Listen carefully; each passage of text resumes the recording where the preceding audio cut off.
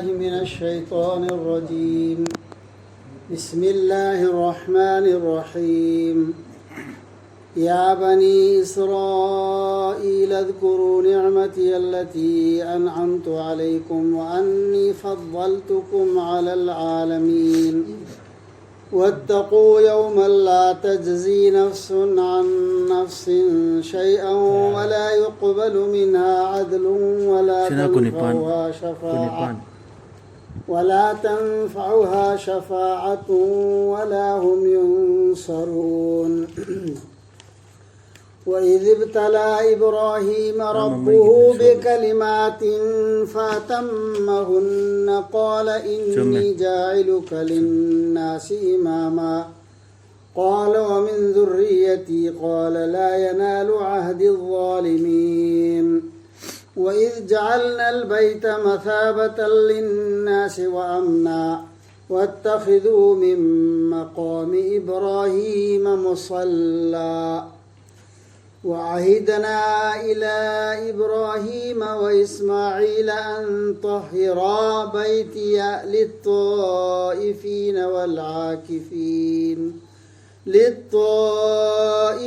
والعاكفين والركع السجود. وإذ قال إبراهيم رب اجعل هذا بلدا آمنا وارزق أهله من الثمرات من آمن منهم بالله واليوم الآخر قال ومن كفر فأمتعه قليلا ثم أضطره إلى عذاب النار وبئس المصير. وإذ يرفع إبراهيم القواعد من البيت وإسماعيل ربنا تقبل منا إنك أنت السميع العليم ربنا واجعلنا مسلمين لك ومن ذريتنا أمة مسلمة لك وأرنا مناسكنا وتب علينا إنك أنت التواب الرحيم ربنا وابعث فيهم رسولا منهم يتلو عليهم آياتك ويعلمهم الكتاب والحكمة ويزكيهم إنك أنت العزيز الحكيم.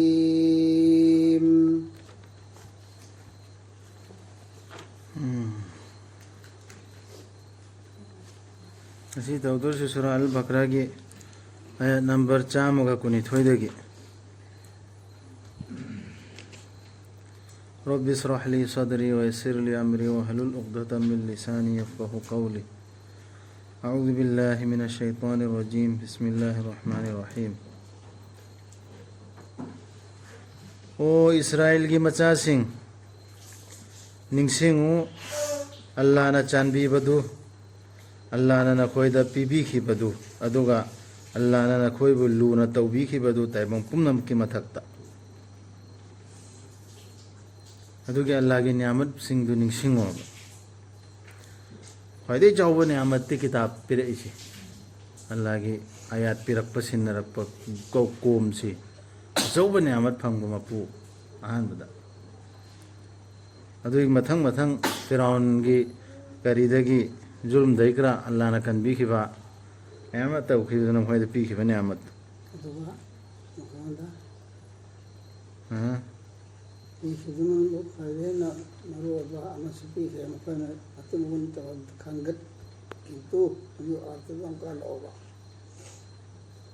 इस्राएलदा नियामत ma'am आइना पीबदु अदुगी निंगसिंगु हारिदना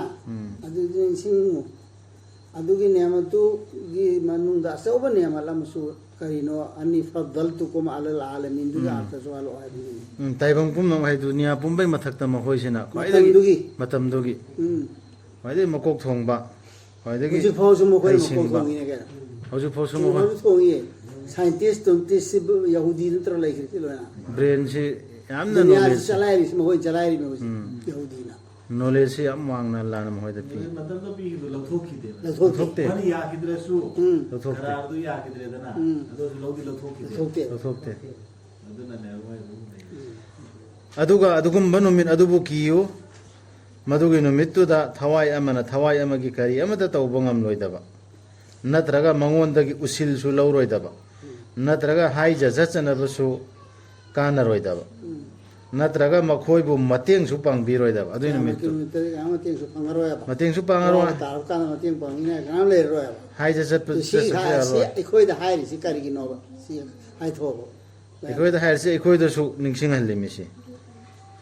ikoi da su adu numittu ningsing hairi me kaya man ma'am तो फंगते ने मतु की शुक्रिया अदा तो शुक्रिया अदा तो हारी नेमत में देखो पीर नेम से करनो अल्लाह इस्लाम से नेमत पीर दना इस्लाम से कुरान दनी पीर से कुरान से ला पदेन तो इस्लाम से पंगी से अगर कुरान से न फोन पीबा चौ खुदो लमनी है नेमत है खुदो लाई भी नहीं न खुद पीब खुदो ला सो बम ने सी पीरम दर्द न हो जन्नत दो जखंग मुद्रा मसे खंग मुद्रा अदुम छा संगुम ले मदम ने न सी अदर सी पीरी से न हो जनन फंगना पे पीरी में सी गी खंथो है अदुगा कयामत निमित्त न हो पंक्तो तो बे यारो बे कयामत निमित्त न हो सनिंग बमोंग सब पे यारो बाला हाइबदि मतु चकदम ने बा अदु निमित्त सु कियो अदु निमित्त ददि आमना अम कन बसु यारो अपब मीने सु कल्लो है अपतम मी अनंतन कन बो घुस तौरगा लो तो बसु यारो दुनिया द घुस तौ से घुस पीरगा हिंगदरेना अदु सु यारो अदु सफा सु लौरो कलाम सफा तौर एने मागी दम तो पी वो मंगोंदाना अदु सफा सु लौरो अदु निमित्तो अदु कियो aduga liyo changyeng tawkhibadu ibrahim bo magi rabna wahi singna hukum tawduna aduga mana ibrahim na madu pangthok chakibadu Allah na kalam khar khairega Allah na hukum khar jari toraga aji taw na Allah mana changyeng to parkha laukhe ba ibrahim alayhis salam da Allah taala na adu dumana adu wahi singdo patam hunna se wahi singdo पातम हुन्ना मदु Y Sindhu पंथोखी पूरा तौखी इतमाम तौखी तम bill खैर दिलोसिन बम पुंग फालोसिन भाई मित्रो पुंग फाना पंथोखी माना अल्लाह ना हाइबी की सोइदना अइना नंगबो मिओइबा सिंगी लुचिंगबा अमा ओइना सेम लगनी चांगयेंग दु मंगोंदा अल्लाह ना थारा अबा मतुंगदा आयात तो हायरा मतुंगदा माना पांगथो मतुंगदा ने अल्लाह ना मोंदा पिरे हेता खोजत ममंग द पिरक बनते न तरगा दाइबंग दे हेता शक्ति एम पिरक बनते चांगयेंग से करिन लो कोइ चावो चांगयेंग लो किस करम मचा ले लो हाय गित्रो मचा ले लो हाय कि चौबो चांगयेंग है अदो होलेंगे चुपको खिने नानो वायर दी कायगु मन दो वदी वहंग लाई बनते सिंदना लान दो वे वानी जना अदो लेन न थाम पाइ aina nangbu miyoiba singi luchingba ama oina sem lagani si ini imam har si ko miyoiba ge luchingba si so Allah na sem bani imam si so mana haija ki ibrahim na aduga aigi ija isu singdagi di hangatli me Allah da Allah na haibi ki aigi karar da aran ba tawba singdi yaude ibrahim da pakhum la ibisi adi ibrahim na haiba aigi cha sungdai सिंगदेसु सेंबियो हाइबनेबा इमाम से leader से हेम foggy अचुंब लंबी से लुचिंगनबा अदुदा अल्लाह ना हेरे से सेमदि same गदोरिमे मचा मसुदगी अरान बतो जालिम सिंग यावरो जालिम दे अल्लाह ना हाइबे इंदब गांगबो अल्लाह के आयत यादब गांगबो दुनिदना अदुदि यावरो सिग इमाम सेमबसे सो अल्लाह ना सेमिमे को इकोइन हते सेमबे याबनते मयाम गी लुचिंग बकर सेमबसे नबी खते इमाम मोहन गदमे दुना अदुगा पल्लो अल्लाह ना युमदुबो हाइदे एखोइना युमदुबो काबाबो सेम खिबदु मियोइबा सिंगी हंजिलक फम अमो ओइना असोय अंगाम लैत्रबा मफम अमो ओइना लौ ओ थाजबा सिंग इब्राहिम गे लेफम दु नमाज सोन फम अमो ओइना इब्राहिम ने लेबम इब्राहिम के खोंगुन दु हजबो थम्मिदना अदु त नते सिरा पल्ले सिदि इब्राहिम ने लेबम बिबा हजके खाना काबा के एरिया से मस्जिद ओइना लो बना मासन फम ओइना मी पुनमा की तुंगफम जंगसिन फम ओइना लो सेमे बा आइना फम से बैतुल्ला से ꯑꯗꯨꯒ ꯂꯝꯁꯤ ꯑꯝꯅ ꯁꯥꯟꯇꯤ ꯑꯣꯏꯅ ꯁꯥꯟꯇꯤ ꯑꯣꯏꯅ ꯑꯣꯏꯕ ꯂꯝꯁꯤꯅꯤ ꯍꯧꯖꯤꯛ ꯐꯥꯎꯕ ꯁꯥꯟꯇꯤ ꯑꯣꯏꯔꯤꯅꯤ ꯍꯧꯖꯤꯛ ꯐꯥꯎꯕ ꯁꯥꯟꯇꯤꯗ ꯂꯩ ꯁꯥꯟꯇꯤ ꯑꯣꯏꯅꯤ ꯑꯩꯈꯣꯏꯅ ꯁꯤꯟꯅꯈꯤ ꯏꯕ꯭ꯔꯥꯍꯤꯝ ꯑꯃꯁꯨꯡ ꯏꯁꯃꯥꯏꯜꯗ ꯃꯈꯣꯏꯅ ꯁꯦꯡꯗꯣꯛꯅꯕꯒꯤ ꯑꯩꯒꯤ ꯌꯨꯝꯗꯨ ꯃꯗꯨꯗ ꯇꯋꯥꯐ ꯇꯧꯕꯁꯤꯡ ꯏꯕꯥꯗꯠꯀꯤ ꯐꯝꯕꯁꯤꯡ ꯔꯨꯀꯨ ꯇꯧꯕꯁꯤꯡ ꯑꯃꯗꯤ ꯁꯖꯗꯥ ꯇꯧꯕꯁꯤꯡꯒꯤꯗꯃꯛ ꯕꯕꯥ ꯑꯛꯗꯝ ꯍꯛꯇꯛꯇꯩꯅ ꯃꯥꯁꯤ ꯁꯣꯜꯂꯒ ꯑꯗꯨꯝ ꯂꯥꯛꯏꯃꯤꯗꯅ ꯑꯗꯨꯗ ꯏꯕ꯭ꯔꯥꯍꯤꯝꯗ ꯑꯃꯨꯛꯀ ꯏꯕ꯭ꯔꯥꯍꯤꯝꯅ ꯁꯣꯜꯂꯤꯕ ꯅꯃꯥꯖꯗꯨ ꯑꯗꯨꯒꯤ ꯅꯃꯥꯖꯗꯨ ꯂꯧ ꯍꯥꯏꯔꯤꯕꯅꯦꯕ ꯃꯥꯅ ꯁꯣꯜꯂꯤꯕ ꯃꯐꯝꯗꯨꯁꯨ ꯃꯁꯖꯤꯠ ꯑꯣꯏꯅ ꯂꯧꯔꯣ ꯅꯃꯥꯖꯗꯨꯁꯨ ꯑꯗꯨꯗꯒꯤ ꯑꯗꯨꯝ ꯇꯝꯅꯔꯛꯏꯃꯤ ꯁꯦꯡꯗꯣꯛꯄ ꯍꯥꯏꯕꯁꯤꯗ ꯂꯣꯏꯅ ꯃꯁꯤ ꯁꯦꯡꯗꯣꯛꯄꯗꯨꯇ ꯅꯠꯇꯦꯕ ꯌꯥꯎꯔꯤꯁꯤ ꯌꯥꯝ ꯆꯞ ꯆꯥꯅ ꯁꯦꯡꯗꯣꯛꯄꯗꯤ ꯁꯤꯔꯀꯗꯒꯤ ꯁꯦꯡꯗꯣꯛꯄ ꯁꯤꯔꯀꯗꯒꯤ ꯁꯦꯡꯗꯣꯛꯄ ꯁꯤꯔꯀꯗꯒꯤ ꯁꯦꯡꯗꯣꯛꯄ ꯅꯠꯇ꯭ꯔ ꯁꯤꯔꯀ ꯃꯈꯩ ꯂꯣꯏ ꯇꯥꯟꯊꯣꯛꯑꯦꯒ ꯃꯩꯇꯨꯂꯥꯁꯤ ꯖꯣꯏ ꯇꯧꯔꯒ ꯔꯁꯨꯜ ꯁꯂꯥꯜ ꯂꯧꯈ꯭ꯔꯦ ꯑꯗꯨ ꯁꯦꯡꯗꯣꯛꯈ꯭ꯔꯦ ꯑꯗꯨꯒ ꯄꯜꯂꯨ ꯏꯕ꯭ꯔꯥꯍꯤꯝꯅ ꯍꯥꯏꯖꯈꯤꯕꯗꯨ ꯁꯤ ꯋꯥꯔꯤꯁꯤ ꯅꯤꯡꯁꯤꯡꯉꯣ ꯍꯥꯏꯔꯛꯄ ꯋꯥꯅꯤ ꯑꯗꯨꯒ ꯄꯜꯂꯨ ꯏꯕ꯭ꯔꯥꯍꯤꯝꯅ ꯍꯥꯏꯖꯈꯤꯕꯗꯨ ꯑꯩꯒꯤ ꯔꯕ ꯁꯦꯝꯕꯤꯌꯨ ꯃꯁꯤꯒꯤ ꯁꯍꯔ ꯑꯁꯤꯕꯨ ꯑꯁꯣꯏ ꯑꯉꯥꯝ ꯂꯩꯇꯕ ꯑꯃ ꯑꯣꯏꯅ ꯑꯃꯁꯨꯡ ꯄꯤꯕꯤꯌꯨ ꯃꯁꯤꯒꯤ ꯃꯤꯁꯤꯡꯗ ꯍꯩ ꯔꯥꯁꯤꯡ ꯃꯈꯣꯏꯒꯤ ꯃꯅꯨꯡꯗꯒꯤ ꯑꯜꯂꯥꯍꯕꯨ ꯑꯃꯁꯨꯡ ꯑꯔꯣꯏꯕ ꯅꯨꯃꯤꯠꯄꯨ ꯊꯥꯖꯕꯁꯤꯡꯗꯨꯗ ꯃꯔꯝ ꯕꯔꯀꯠꯀꯤ ꯗꯨआ ꯇꯧꯔꯤꯃꯤ ꯑꯜꯂꯥꯍꯅ ꯍꯥꯏꯕꯤꯈꯤ ꯑꯗꯨꯒ ꯀꯅꯥꯒꯨꯝꯕꯅ ꯊꯥꯖꯗ꯭ꯔꯕ ꯑꯗꯨ ꯑꯣꯏꯔꯕꯗꯤ ꯑꯩꯅ ꯃꯥꯕꯨ ꯅꯨꯡꯉꯥꯏꯊꯣꯛꯇꯨꯅ ꯂꯩꯍꯟꯒꯅꯤ ꯃꯇꯝ ꯈꯔ ꯑꯗꯨꯗꯒꯤ ꯑꯩꯅ ꯃꯥꯕꯨ ꯅꯝꯁꯟꯒꯅꯤ ꯃꯩꯒꯤ ꯗꯟꯗꯤꯗ ꯃꯗꯨ ꯑꯣꯟꯊꯣꯛꯅ ꯐꯠꯈꯤꯗ꯭ꯔꯕ ꯄꯟꯊꯨꯡꯐꯝꯅꯤ ꯃꯥꯅ ꯌꯥꯅꯤꯡꯗ꯭ꯔꯁꯨ ꯃꯩꯗ ꯆꯪꯉꯨꯅ ꯆꯪꯍꯟꯕꯅꯦ ꯗꯨꯅꯤꯌꯥꯗꯗꯤ ꯄꯤꯅꯦꯕ ꯃꯉꯣꯟꯗꯁꯨ ꯃꯩꯗ ꯆꯪꯉꯨ ꯍꯥꯏꯁꯤ ꯀꯅꯥ ꯌꯥꯅꯤꯡꯒꯗꯧꯔꯤꯕ ꯗꯨꯅꯤꯌꯥꯒꯤ ꯅꯤꯌꯥꯃꯠꯄꯨꯗꯤ ꯄꯤꯅꯦꯕ ꯊꯥꯖꯗ꯭ꯔꯁꯨ ꯑꯗꯨꯒ ꯗꯟꯗꯤꯗꯗꯤ ꯀꯣꯟꯅ ꯆꯠꯀꯅꯦ ꯑꯗꯨꯒ ꯄꯜꯂꯨ ꯏꯕ꯭ꯔꯥꯍꯤꯝꯅ ꯋꯥꯡꯈꯠꯍꯜꯂꯛꯈꯤꯕꯗꯨ ꯌꯨꯝꯗꯨꯒꯤ ꯌꯨꯝꯐꯝꯁꯤꯡꯗꯨ ꯏꯁꯃꯥꯏꯜꯒ ꯂꯣꯏꯅꯅ ꯑꯁꯨꯝꯅ ꯅꯤꯖꯔꯗꯨꯅ ꯃꯈꯣꯏꯅꯤꯅ ꯌꯨꯝꯗꯨ ꯁꯦꯝꯃꯤꯉꯩꯗꯅꯦ ꯗꯨआ ꯇꯧꯕꯗꯨꯅꯤ ꯃꯈꯥꯗ ꯍꯥꯏꯔꯤꯁꯤꯀꯣ ꯐꯂꯥꯡꯗꯨ ꯆꯜꯂꯛꯄꯗꯣ ꯑꯩꯈꯣꯏꯒꯤ ꯔꯕ ꯂꯧꯕꯤꯌꯨ ꯑꯩꯈꯣꯏꯗꯒꯤ ꯇꯧꯖꯔꯤꯕ ꯊꯕꯛꯁꯤ ꯑꯐꯕ ꯊꯕꯛ ꯇꯧꯔꯁꯨ ꯗꯨआ ꯇꯧꯈꯤꯑꯕ ꯑꯩꯈꯣꯏ ꯁꯤꯗꯗꯤ ꯑꯐꯕ ꯊꯕꯛ ꯑꯃ ꯇꯧꯔꯗꯤ ꯑꯩꯅ ꯇꯧꯔꯤꯃꯦꯅ ꯍꯥꯏꯍꯧꯅꯕ ꯃꯁꯖꯤꯗꯇ ꯍꯥꯞꯄꯁꯨ ꯃꯗꯔꯁꯥꯗꯇ ꯍꯥꯞꯄꯁꯨ ꯇꯁꯦꯡꯅꯃꯛ ꯑꯩꯈꯣꯏꯒꯤ ꯔꯕ ꯂꯧꯕꯤꯌꯨ ꯑꯩꯈꯣꯏꯗꯒꯤ ꯇꯧꯖꯔꯤꯕ ꯊꯕꯛꯁꯤ ꯇꯁꯦꯡꯅꯃꯛ ꯅꯪꯗꯤ ꯑꯇꯥꯕꯗꯨꯅꯤ ꯑꯈꯪꯕꯗꯨꯅꯤ ꯑꯩꯈꯣꯏꯅ ꯍꯣꯠꯅꯖꯔꯤꯁꯤ ꯌꯥꯕꯤꯌꯨ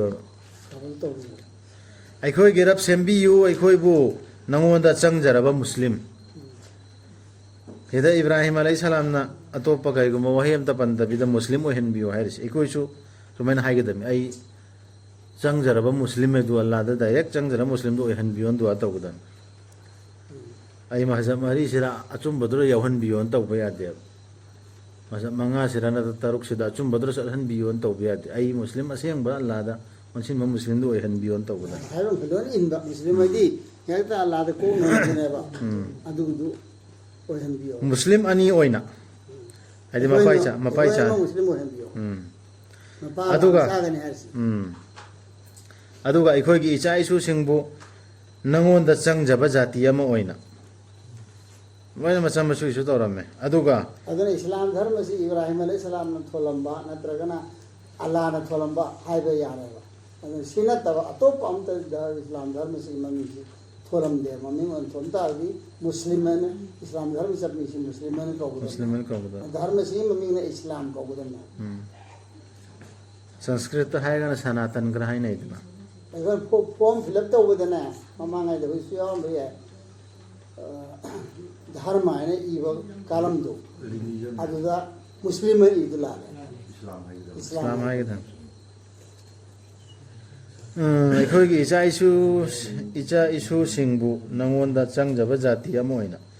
ꯑꯗꯨꯒ ꯎꯠꯄꯤꯌꯨ ꯑꯩꯈꯣꯏꯗ ꯍꯖꯒꯤ ꯆꯠꯅꯕꯤꯁꯤꯡꯗꯨ ꯑꯃꯁꯨꯡ ꯑꯣꯟꯁꯟꯕꯤꯔꯛꯎ ꯑꯩꯈꯣꯏꯗ ꯇꯁꯦꯡꯅꯃꯛ ꯅꯪꯗꯤ ꯅꯤꯡꯉꯝꯗꯅ ꯍꯟꯖꯔꯛꯄꯕꯨ ꯌꯥꯕꯤꯕꯗꯨꯅꯤ ꯀꯟꯕꯤ ꯍꯩꯕꯗꯨꯅꯤ ꯇꯋꯥ ꯇꯧꯕꯗꯣ ꯇꯧꯕ ꯍꯥꯏꯔꯤꯁꯦ ꯑꯩꯈꯣꯏ ꯇꯧꯕ ꯑꯁꯇꯛꯐꯤꯔꯨꯜꯂꯥꯍꯅ ꯍꯥꯏꯕꯗꯨ ꯅꯠꯇꯦ ꯊꯃꯣꯏ ꯁꯦꯡꯅ ꯑꯩ ꯁꯣꯏꯈ꯭ꯔꯦꯅ ꯑꯩ ꯃꯇꯨꯡ ꯇꯧꯖꯔꯣꯏ ꯑꯗꯨꯏꯗꯨꯅꯤ ꯑꯗꯨꯅꯦꯕ ꯑꯁꯇꯛꯐꯤꯔꯨꯜꯂꯥꯍꯅ 100ꯔꯛ ꯍꯥꯏꯔꯁꯨ ꯃꯒꯨꯟ ꯌꯥꯎꯗ꯭ꯔꯗꯤ ꯀꯔꯤꯝꯇ ꯀꯥꯟꯅꯔꯣꯏ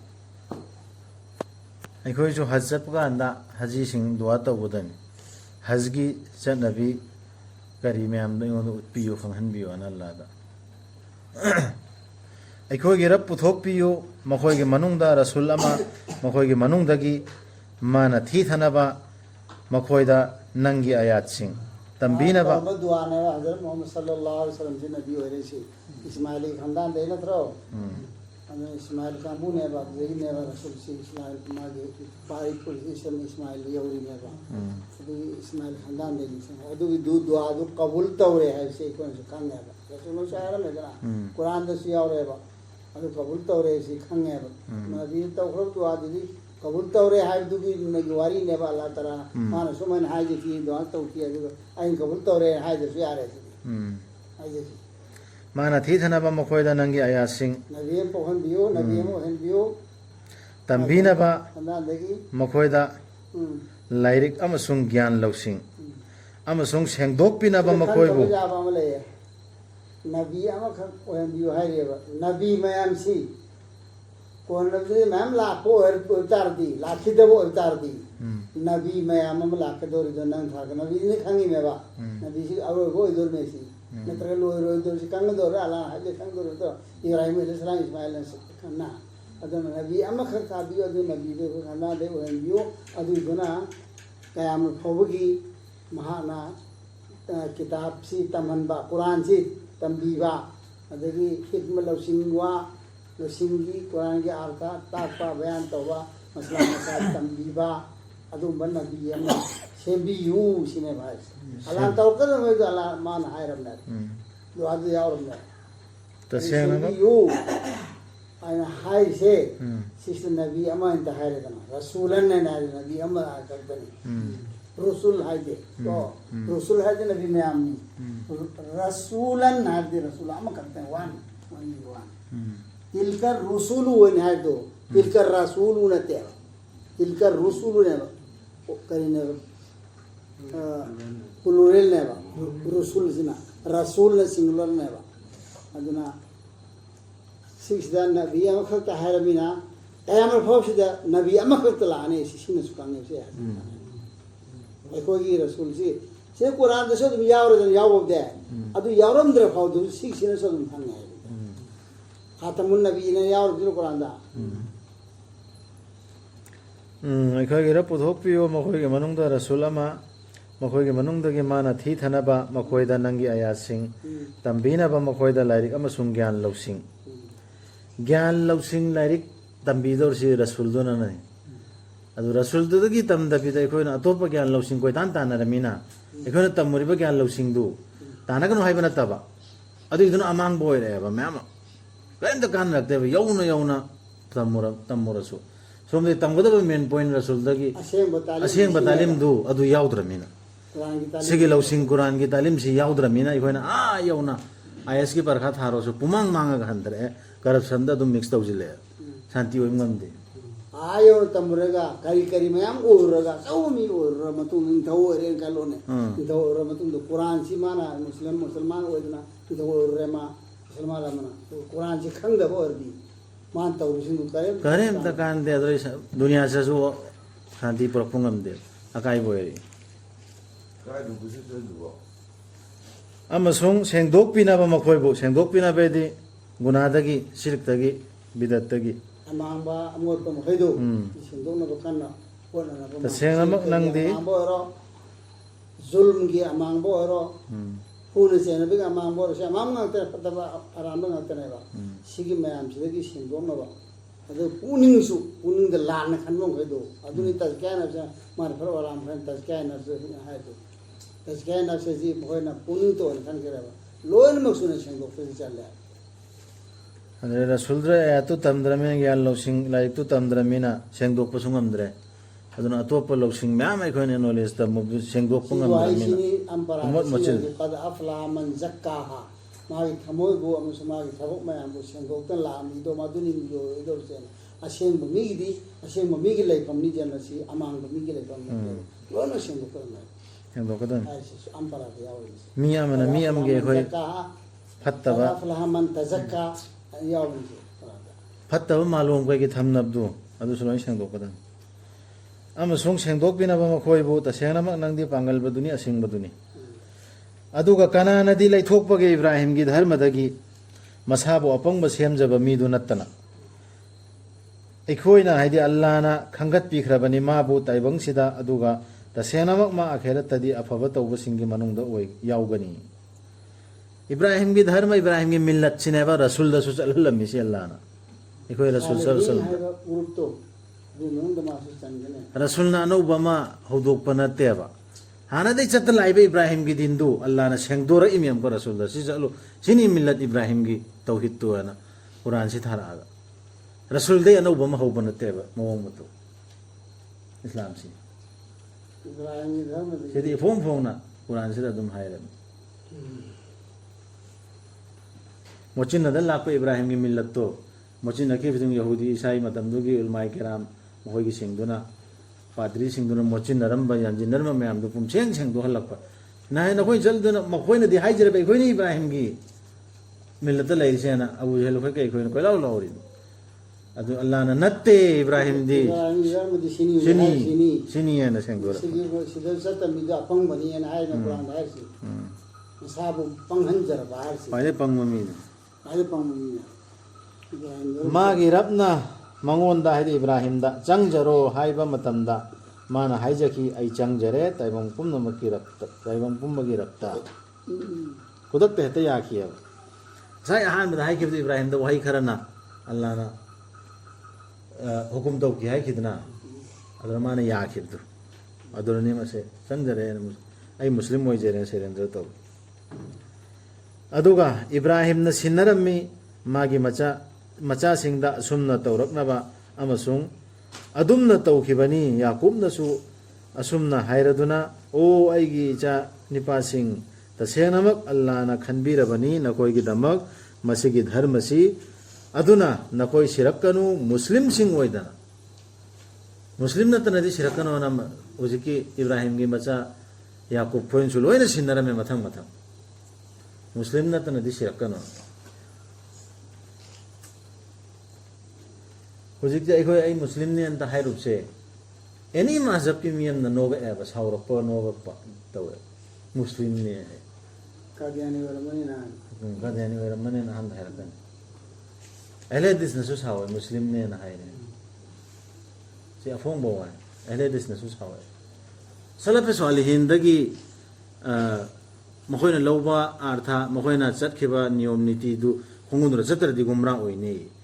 ꯁꯂꯐꯦ ꯁ꯭ꯋꯥꯂꯤꯍꯤꯟ ꯑꯣꯏꯔꯣ हजरत अली की हजरत माविया रज़ियल्लाहु अन्हु की वाक़या ओरो हजरत उमर की खलीफा ओरो हजरत अबू बकर सिद्दीक रज़ियल्लाहु अन्हु की खलीफत की जमाना ओरो अदुगी ममांगदा अल्लाह ने इखोयदा इस्लाम से मुकम्मल ओइना पीखरे मपुंग फाना सिनरमे कुरान दा सिगी वाक़या सिंगसिदी थीरुब याय खंगनाबा हिस्ट्री दु लौसिंग ओइनाबा अदुगी ममांगदा मपुंग फादना इखोयदा सिनरले कुरान कयामत फोगी मीदा अदुगी दु पाइगदमी अदुगिदो पाइदरदी गुमरा होइने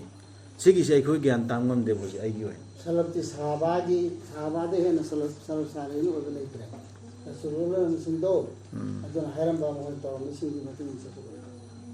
गोजु कुरान की मतुन सखने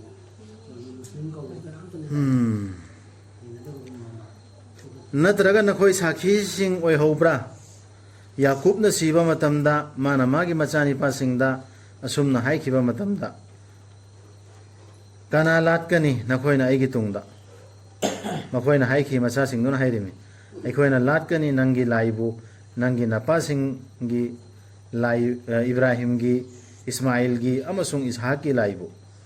अमत्त ngairaba laidu अखोय मंगोंदा चंगजरबा मुस्लिम सिंगनी मै खुमे सलाम ना वसी तो जला मिसंदादो मसासिंदो वसी तो मतमन को काई तौदगे न हो आई तुंगन हो नावरकदोरिब्रा काई तौदोरिब्रा न तौइदन वसी नबी अमनिना अदु अदु वसी के तौ मतमदा मखोयन खुमजेबा मखोयन सिना बाजान अखोयने नखोय ला लिबु मपुदो अल्लाह खतगेबा तरादनी हाय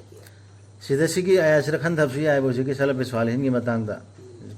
मानहन मी आय सिदा मचा सिंगदुना खुमिसे बाबा नंग चलिदो चलनी बाबा नंग लालिदो लालनी हाइदे बाबा नंग चलि लंबीदो चलनी न डायरेक्ट हाइदे नखोइना नालिब लाइदु खक लाटकनी मा खक्तदा चंगजरनी हाइद्रा सिदा इस बाबा खोइन तोरम्बा फलाना मखोइना चटखिबा सलबे स्वालीना चटखिबा लंबीदु पाइगेदा मेना ऐसे थोकप्रने नखोइना नालम्बीबा लाइदु खक्तना हाइबे इल्लने हाइरे हाइदि नखोइना आइगी इपाई पुसिना सोइरमोने अदुदि मखोइगी लंबीदु पाइरा चलदि सोइरोइद्रो हुजिकी अइना लाटकदरबे लाइ अल्लाह थंता से माना पिरक्तन लैरेबा पोट अजु मखादा हायरे इखोइदा पाइदा लैरे खादा सेना हायरे अदु खक्ते ला अंवा आइदा हायरे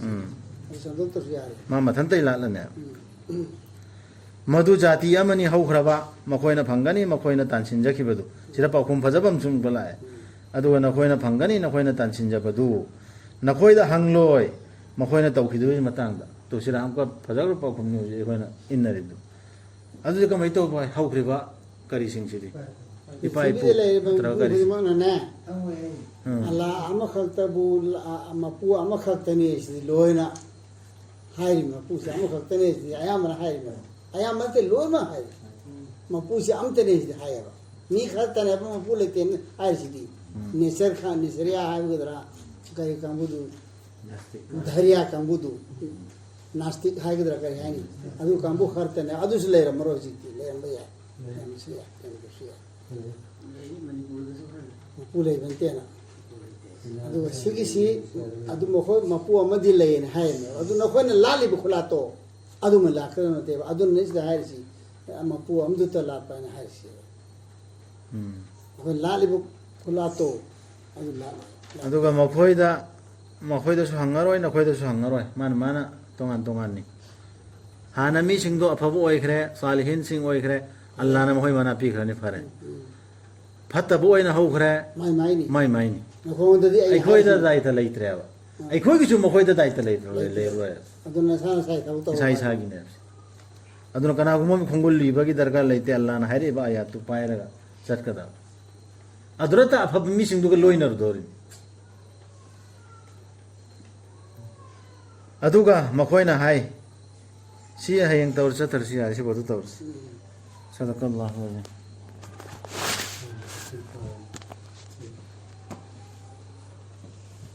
बहुत सी